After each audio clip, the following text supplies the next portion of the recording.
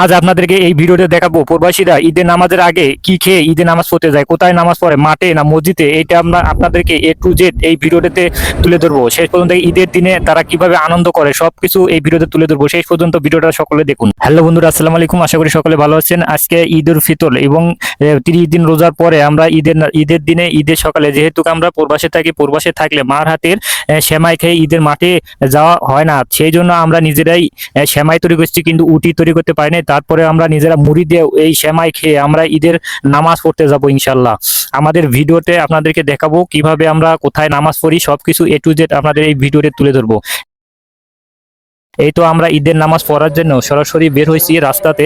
এই রাস্তা দিয়ে আমরা এখন রওনা দেবো আমাদের ঈদের নামাজ পড়ার জন্য, যেখানে আমরা নামাজ পড়বো আজকে।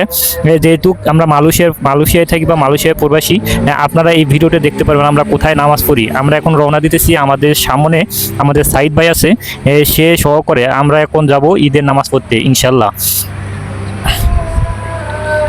এই তো আমরা এই মসজিদের সামনে পাশাপাশি এখন এই তো আমরা মসজিদের কাছাকাছি চলে আসি।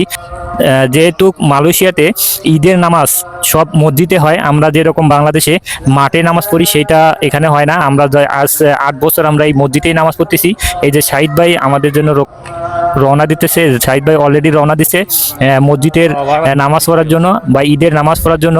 আমরা সকল প্রবাসীরা এই যে সামনে যে মসজিদটা দেখতে পাচ্ছেন, এটা হচ্ছে মালয়েশিয়ার একটা জামে মসজিদ। এই মসজিদে আমাদের ঈদের নামাজ আদায় করা পড়বো। যেহেতু আমরা মাঠে নামাজ পড়বো না, মসজিদে নামাজ পড়বো, সেহেতু আমরা এই মসজিদে নামাজ পড়বো ইনশাল্লাহ। আমরা সকল প্রবাসী ভাই এবং এখানে মালাই স্থানীয়রা সবাই এখানে নামাজ পড়ে। যেহেতু এখানে মহিলারাও এই ঈদের নামাজ একসাথে পড়ার জায়গা আছে, যেহেতু মসজিদের পাশেই মহিলারাও নামাজ পড়ে। আমরা ইনশাল্লাহ ভেতরে যাওয়ার চেষ্টা করতেছি বা যাব এখন ঈদের নামাজ পড়ার জন্য। যেহেতু নামাজের সময় কাছাকাছি, এই জন্য আমরা এখন রওনা দিতেছি। এই যে এখন আমরা মসজিদে প্রবেশ করব। মসজিদে প্রবেশ করার পরে দেখেন অলরেডি মসজিদে ভরপুর লোক ভরে গেছে। তারপরেও আমরা মসজিদে এই যে প্রবেশ করতেছি, এই যে সাইডে আছে খাবার দিতেছে। যেহেতু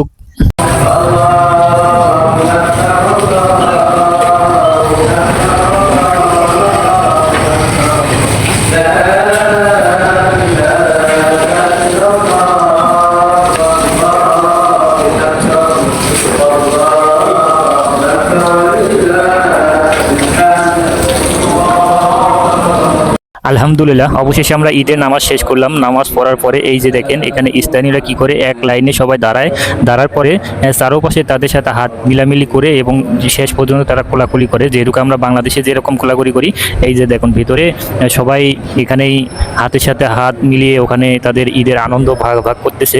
আমাদের মোটামুটি নামাজের শেষে আমরা এখন রওনা দিতেছি আমাদের রুমের, বা আমরা যে প্রবাসী ভাইরা আছে তারা আমরা এখন মাঠে বা যে কোনো জায়গায় এক জায়গায় উপস্থিত হয়ে আমরা আমাদের যে ঈদের ভাগাভাগি বা কোলাকুলি বলে সেটা আমরা উপভোগ করব। এই যেহেতু আমাদের ঈদের নামাজ শেষ, সকল প্রবাসী ভাইরা আমরা এবং স্থানীয় সবাই এখন রওনা দিচ্ছে তাদের বাড়ির মুখে বা বাড়ির দিকে, যারা যে পাখেই যাক না কেন। এখন আমরা রওনা দিতেছি আমাদের রুমের দিকে। যেহেতু আমরা এখনও আমাদের ঈদের আনন্দ বা আমরা যে ঈদগাহ মাঠে আমরা যে কোলাকুলি বা হাতের সাথে ঘাড়ের সাথে কোলাকুলি করি, এটা আমাদের এখনও হয়নি। যেহেতু আমরা মাঠে করি, সেই জন্য আমরা সকলে মাঠের দিকে রওনা দিতেছি। একটা মাঠ আছে, এই মাঠের দিকে যাওয়ার পরে আমরা ওখানে সকল প্রবাসী ভাইরা আছে, আমরা একত্রিত হয়ে আমাদের যে ঈদের আনন্দ এখানে ভাগাভাগি করবো ইনশাল্লাহ।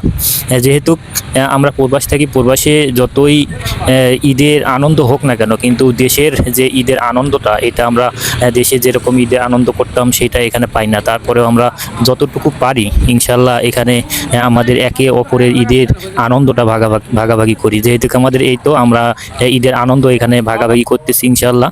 কোলাকুলির মাধ্যমে একে একে সকলে সাথে কাঁধে কাঁধ মিলে আমরা ঈদ ভাগাভাগি বা ঈদের আনন্দ উপভোগ করতেছি।